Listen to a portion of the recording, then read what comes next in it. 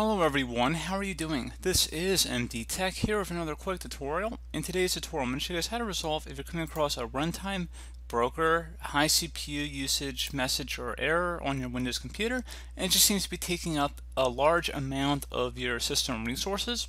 So this should hopefully be a pretty straightforward tutorial, guys, and without further ado, let's go ahead and jump right into it. So all you have to do is open up the Start menu, type in Settings. Best match should come back with Settings listed right above App. Go ahead and left click on that. Select the System tile, and then select Notifications and Actions on the left panel. And then on the right side underneath Notifications, show me tips about Windows.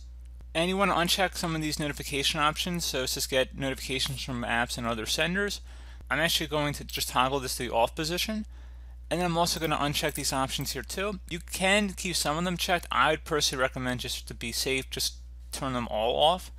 And then once you're done with that, go ahead and close out of here. Restart your computer, and that should be about it. So as always, thank you guys for watching this brief tutorial. I do hope I was able to help you out, and I do look forward to catching you all in the next tutorial. Goodbye.